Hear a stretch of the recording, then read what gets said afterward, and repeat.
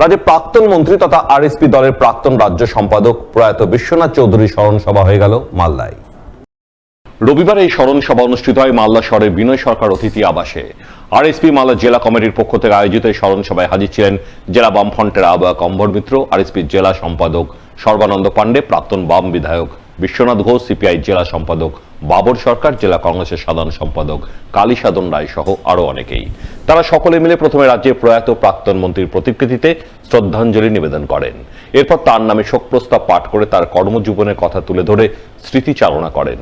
দল ও তদন্তিনন বামফ্রন্ট সরকার পরিচালনার ক্ষেত্রে তার অবদানের কথা তুলে ধরেন। আজকে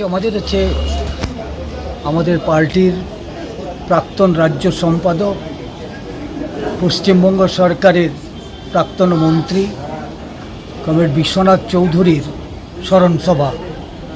কমরেড বিশ্বনাথ চৌধুরী আমাদের পার্টির দীর্ঘদিন তিনি পশ্চিমবঙ্গ সরকারের মন্ত্রী থেকেছেন, 8 বারের এমএলএ থেকেছেন।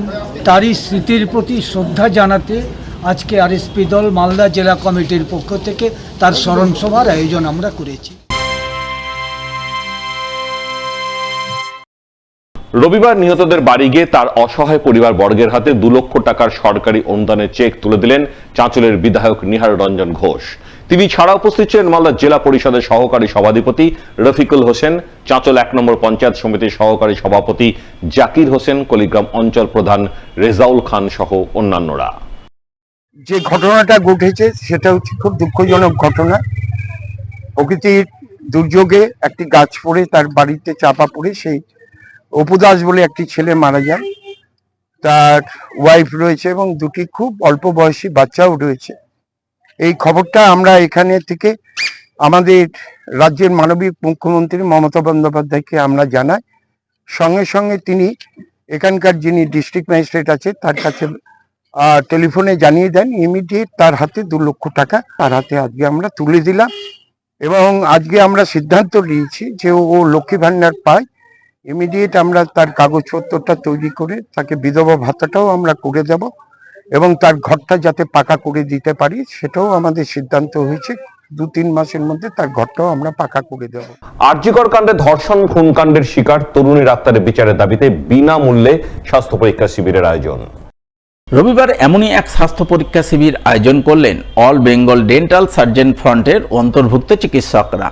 তারা মালদা শহরের ফোয়ারা মোড় সংলগ্ন এলাকায় এদিন এই স্বাস্থ্য পরীক্ষা শিবির করে সাধারণ মানুষকে বিনামূল্যে চিকিৎসা পরিষেবা প্রদান করেন। কিছু প্রয়োজনীয় ওষুধপত্র বিনামূল্যে তুলে দেন।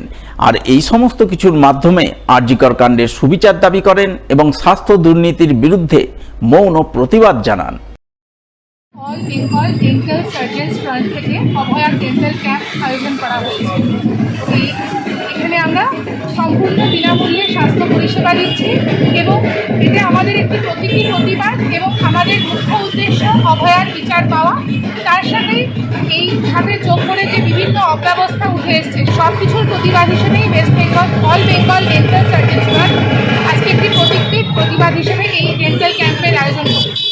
আমরা all Bengal dental surgeon front থেকে আজকে মালদাতে একটা অভয়া ডেন্টাল ক্লিনিক করেছি। এখন অবধি আমরা 94 পেশেন্ট দেখেছি, 94টা পেশেন্ট দেখেছি। এখন সবাই একটা ব্যাপার সম্বন্ধে অবগত আছে যে আরজি করে একটা ঘটনা ঘটেছে। সেই ঘটনা নিয়ে আমাদের ডক্টররা তো বিভিন্নভাবে প্রোটেস্ট করছে, জুনিয়র ডাক্তাররা। আমাদের ডেন্টাল ফ্র্যাটার্নিটি থেকে সেরকমভাবে কোনো বড় মাপের প্রোটেস্ট আমরা সোললি করতে পারিনি।